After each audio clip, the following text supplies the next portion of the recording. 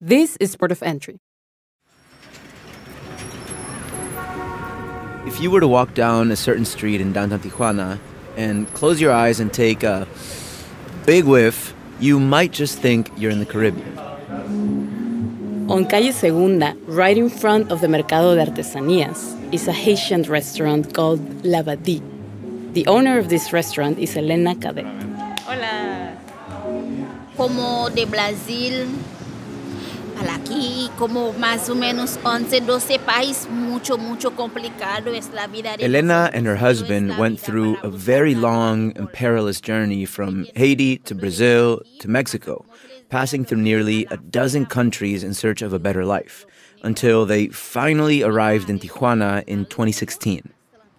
The first 3 days, they had to sleep outside under the rain until they gained access to a migrant shelter.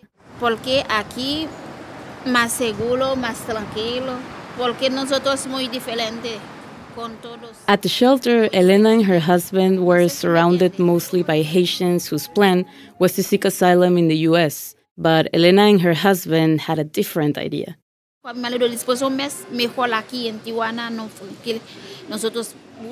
They decided that, instead, they would stay and try to build a life in Tijuana. Yo enfermera. Yo pasa como 7 años, casi 8. Trabajo en Haiti. Though Elena is trained as a nurse and worked around 8 years at hospitals in Haiti, she can't work in Mexico because her Spanish is not fluent enough. Primero trabajo en restaurante de mexicana. Yo pasa 6 meses. So she first started working as a waitress at a Mexican restaurant where she said she learned to cook Mexican food. Her husband's first job was in a maquiladora and selling things in the borderline. They wanted to start their own business, so they looked around downtown Tijuana for a place, but they didn't find anything until... Este mismo sábado de la mañana yo despierta para explicar a mi marido esos sueños. ¿Sí me entiende? Yo mi marido fui por centro. Yo dije a mi marido vámonos por centro otra vez. She told us she had a dream where she saw the exact place the restaurant is located now. She says the way she saw her restaurant in the dream is the exact way it looks right now. And this is why she refers to her restaurant as El Restaurante de Dios. God's restaurant.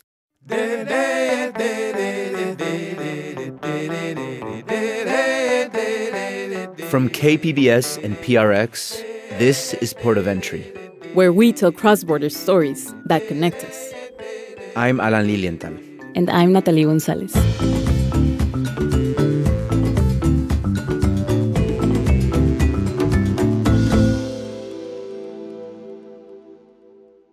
This is Port of Entry.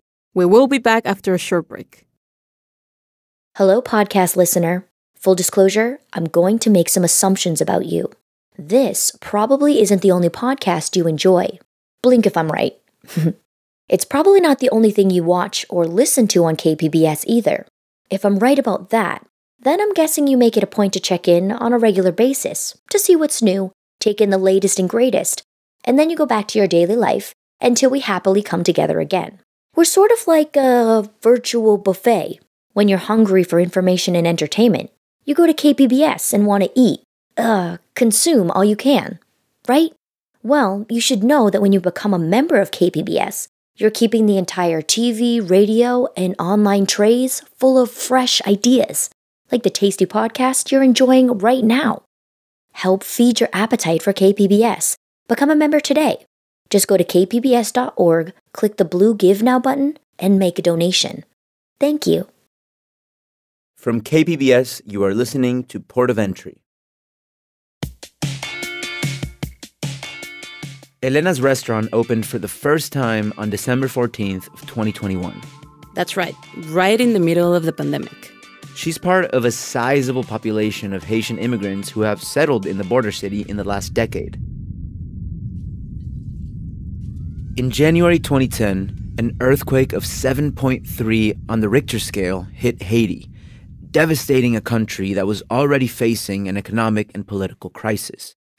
The Caribbean island nation of Haiti has been rocked by its biggest earthquake in more than 200 years. These people were the lucky ones. They got on the last flight to Miami out of Haiti just after the earthquake hit. Casi 2,5 millones de personas perdieron sus hogares en un país cuya población apenas supera los 10 millones de habitantes. This morning I want to extend to the people of Haiti the deep condolences and unwavering support of the American people following yesterday's terrible earthquake. The nation was left in chaos and disarray, and many people had no means to provide for their families.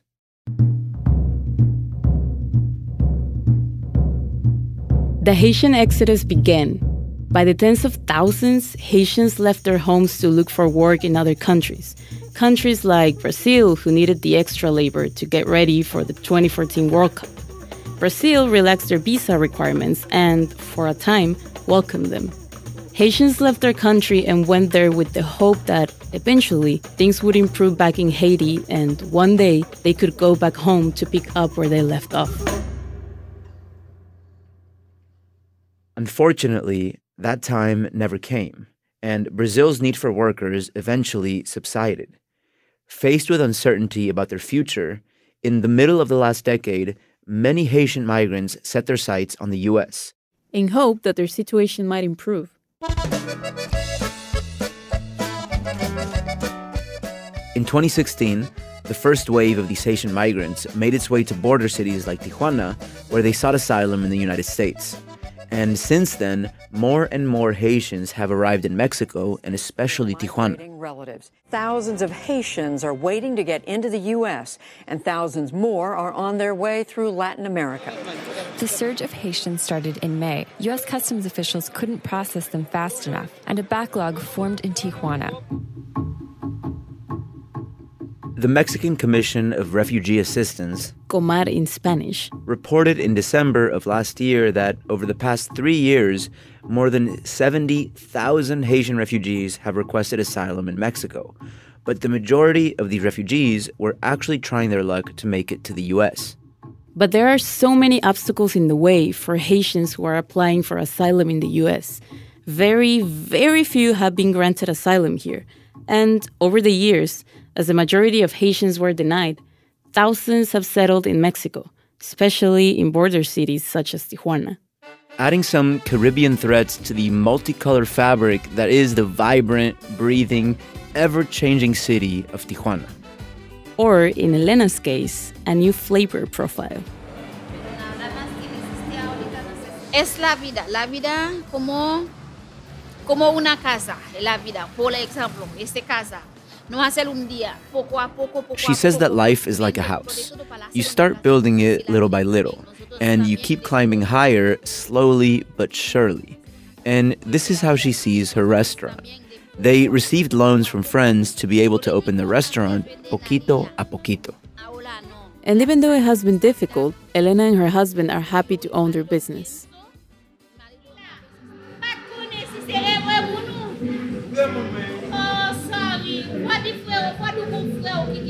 Elena said she asked God for a business so she could help people by giving them food or work.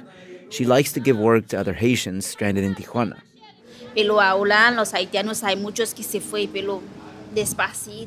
She used to have up to 8 workers, but some of them have now left for other cities or countries. Now, though, her delicious food and hard work has made her popular around downtown, and she has many Mexican customers who love to eat there as well. La comida está muy rica. Comí pollo frito, arroz con frijoles. We spoke with one of her customers, and she told us she ate some delicious fried chicken and that she could taste the love in Elena's cooking. Se nota que lo hacen con amor. Se siente el sazón muy rico. And we can attest to what this paisana said because we ate there too. I know. Increíble. Yeah, this thing is so good. Elena's cooking is Caribbean soul food. It made me feel at home, like if I was at my grandma's for a birthday. The main dishes were a succulent dance between spicy, acid, and rich flavors. Like Mexican cuisine, Haitian food revolves around beans, rice, and a protein. Ay, qué rico. Be it chicken, fish, or pork. But instead of tortillas, they use plantains as their main source of starch. And we had her famous fried chicken, accompanied by this rich and spicy mash of steamed vegetables, Was it called legume? Legume? Algo así. And a simple salad to keep the guilt of a heavy meal at bay. I felt zero guilt. I just felt very euphoric eating this delicious meal. So many colors and little dishes that you could mix. It was almost like the Caribbean version of Indian food, where you have so many options to mix and play with, and it was just delicious. Delicious. As far as living in Tijuana, Elena says Mexico is like every other country. There are good people and not so good people. She said that, of course, she would like to be able to have a visa to at least have the option to cross into the States, but she feels safe and stable living on the Mexican side of the border. However, Elena's eyes suddenly veer away as we ask if she has children.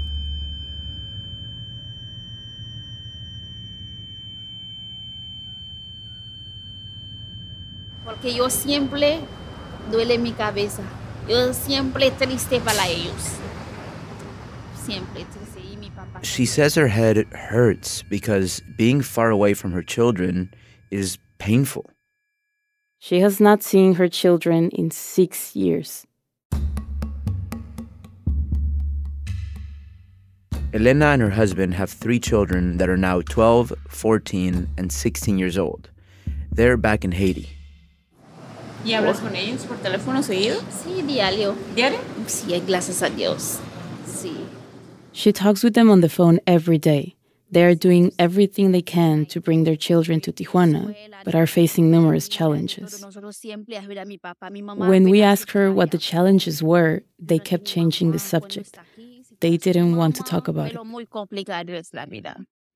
Their children all live with Elena's parents and her sister. As of now, Elena and her husband send money back home so they can attend school.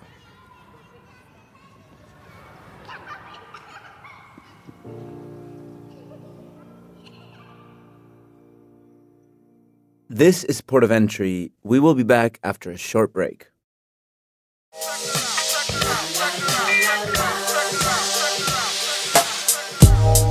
Hey.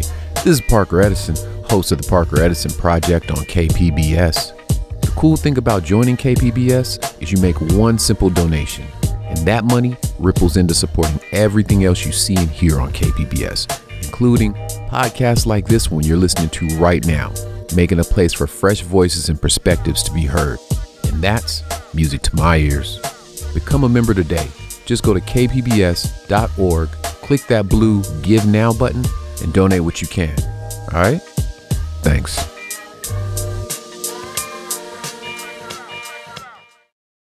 From KPBS, you are listening to Port of Entry.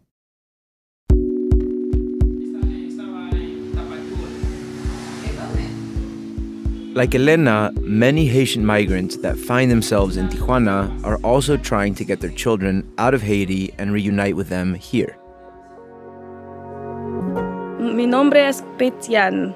Tengo 5 meses en Tijuana, pero me siento feliz. Tengo mi negocio. This is Petiane. She has now been in Tijuana for over a year after living 6 years in Chile. She loves Mexican food and learned to cook Mexican dishes to get a job. Petiane started working at her boyfriend's family restaurant, a couple of blocks away from Elena's restaurant. She is now the proud owner of a hair salon in Tijuana's red light district. Yo tengo una hija Haití. Es muy difícil para tener papel en Chile. 6 años sin papel, no iba a ver mi hija. Petiane decided to move to Mexico because she says in Chile, the process to bring her daughter from Haiti is very complicated. Tengo papel. Puedo traer mi hija. Me siento feliz porque casi 7 años sin verte mi hija. The same day we met her, she told us she was very happy because she finally finished filing the Mexican immigration paperwork and was looking forward to seeing her daughter again after 7 years. It is over 3,000 miles from Haiti to Tijuana. How would these women, refugees in Tijuana, actually manage to get their children here? When we asked both Elena and Petiane about their own journeys from Haiti to Latin America and through Latin America all the way to Tijuana, an uncomfortable silence took over both conversations. Elena would only say it was a very, very bad experience. Yo no me gusta palabra. A veces yo también, yo está triste, por eso no me gusta alguien platicar a mí de estas cosas. No me gusta unas cosas que pasan. It is well documented that the journey through Latin America is remarkably dangerous for migrants. They are targeted by gangs, cartels, human and drug traffickers. Women and children are especially vulnerable. Es muy peligroso, muy peligroso. Hay ladrón, se mataron muchos de nosotros, se violaron. Hay animal muy peligroso. Acá también hay ladrón, viene a robarnos. Petiane says that on her own journey, members of her cohort were robbed at gunpoint, many were raped, and some were even killed. Si no quiere dar, lo mataron con pistola. In hindsight, we felt like asking about those journeys may have made our interview with Elena much more difficult. It left us wondering what could have possibly happened to Elena on her journey to Tijuana that triggered such a total aversion to even talking about it.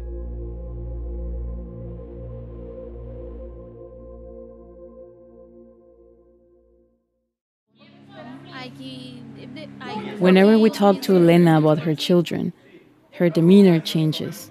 Ellos sin mamá, sin papá, ocupa afección de mamá y papá. Ellos también tristes. Elena says every child needs the affection of their parents in order to be happy.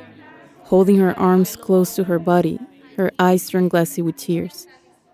She glances at her partner with a half smile, like she's smiling in pain. Pero cuando niños vive con mamá y papá más, ¿cómo se dice? Más feliz. Más feliz. ¿Cómo se llaman? Uno se llama Widensky, uno se llama Nelson, la otra se llama Kesson. Sí, porque le ve a mí, pero cuando... Since the wave of Haitian migration to Mexico began in 2016, every year, thousands more arrive looking for a better life. Many of them have decided to make Tijuana their new home. Like Elena and Petiane, some see Tijuana as a place where they can hopefully reunite with their children. Others remain waiting for a visa to cross into the United States. And many others are still trying to figure out what to do. In the meantime, a plate of Haitian food is always ready at the table.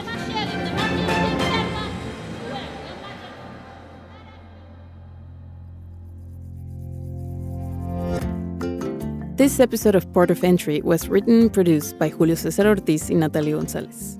Luca Vega is technical producer and sound designer. Adrian Villalobos is media production specialist. Alisa Barba is our editor. Lisa Morissette is director of audio programming and operations. And John Tucker is senior director of content development. This program is made possible in part by the Corporation for Public Broadcasting, a private corporation funded by the American people. This project was also made possible with support from California Humanities, a nonprofit partner of the National Endowment for the Humanities.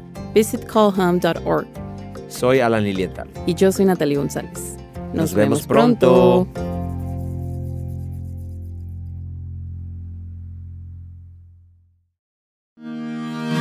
KPBS On Demand is supported by Marrocel Design and Remodeling, helping homeowners with their home remodeling needs. From ADUs to custom kitchen remodels and room additions, Marrocel Design and Remodeling will design and build your dream home. Learn more at trustyourhometous.com.